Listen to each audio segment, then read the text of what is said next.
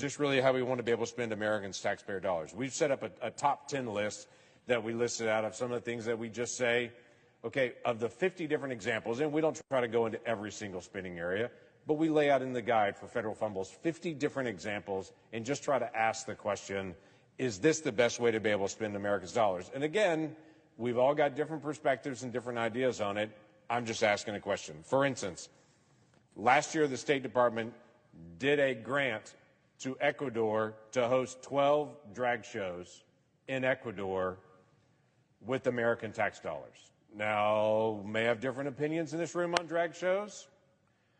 I'm just asking the simple question, is the best use of American tax dollars to actually fund drag shows in Ecuador with U.S. tax dollars? I don't believe that it is. Last year, we actually did a different funding through the State Department that was actually done. Actually, this was the National Science Foundation. Excuse me, strike that. It seems like a State Department thing. National Science Foundation last year did a study of butterflies in Europe.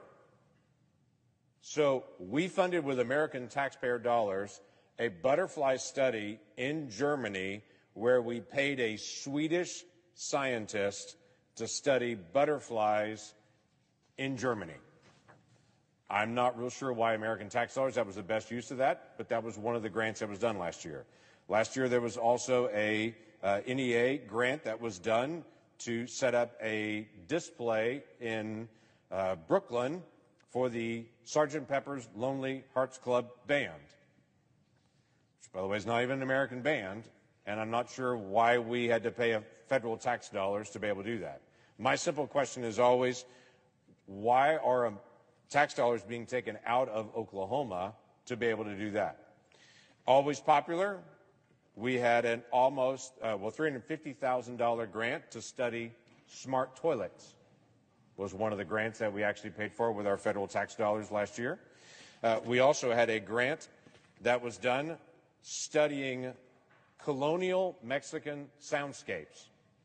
Now, I'm sure colonial Mexican soundscapes are fascinating, but we paid for a researcher to travel to Mexico and then to be able to write a series about the sounds of colonial Mexico and how they could be used to be able to influence communities. We, last year, did a study on helmets and seatbelts in Ghana to be able to study whether seatbelts and helmets were effective for saving lives in Ghana. Can I just go ahead and answer that question for free? Seatbelts and helmets are a good idea. They save lives. Free. I can go ahead and give you that advice. How do I know that? Because we've already spent millions of dollars in other studies here in the United States, but instead we spent money in Ghana studying helmets to see if they're actually a good idea there, and amazingly they discovered, yes, they are. There was also a grant that was done last year. I've got to just walk this one through. This was at the Springfield Museum of Art in Missouri. There was a grant to be on a display, an installation in the exhibit in the museum called Yoko Ono Mend Piece. Now let me just read this to you. It's a simple white room where shattered cups and saucers are placed on a table and participants are asked to mend the fragments together using common household items like twine, glue, scissors, and tape, and the resulting works are displayed on nearby shelves as evidence of the power of collective action. Again, I'm not opposed to fixing broken saucers in a public place and displaying them. All I'm asking is, why did Oklahomans work overtime last year to pay their tax bill to fund doing the Yoko Ono White Room where people fixed broken saucers? I don't have a good answer for that yet, by the way. I'm still trying to be able to get that. If you like wine country, great, you help pay for it. One of the highest income areas in the world is Napa Valley, California. One of the highest income areas in the entire world. The good folks of Oklahoma helped pay for a wine pedestrian trail through Napa Valley because apparently Napa Valley didn't have enough cash to be able to pay for the 8-mile walking trail through wine country, some of the most expensive real estate in the entire world. So the taxpayers in Oklahoma had to pay for that wine country tour trail. If you like traveling to Hawaii, enjoy the trip. When you get there, if you go to a farmer's market, you'll find out that you helped pay for that farmer's market because the farmer's market in Hawaii received $3.4 million to be able to fund the farmer's market. If you go to New York City and pay a very high dollar ticket to get into a private location in the Metropolitan Opera to be able to watch the opera, you will feel safer, I'm sure, when you go to the Metropolitan Opera, because almost $750,000 was given to the Metropolitan Opera in New York to help them install a new fire suppression system with federal tax dollars. If you like traveling to Paris and you go to a butcher shop in Paris, you may be fascinated to know, since the 13th century, apparently butchers in Paris have come up with their own private language. It's like a super secret private language among butchers in Paris.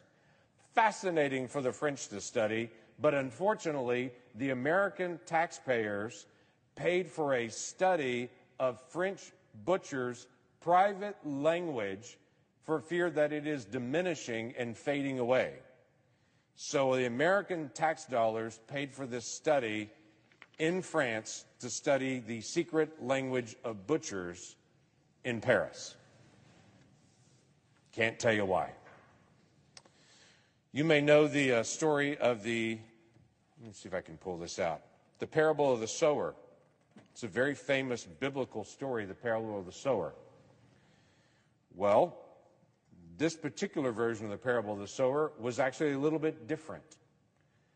What your tax dollars paid for is actually an event that was done to teach climate futurism and to be able to use the parable of the sower from the Bible, but to reteach a new religion called earth seed, using the biblical story of the parable of the sower and talking about humanity's destiny to be able to leave Earth for other planets.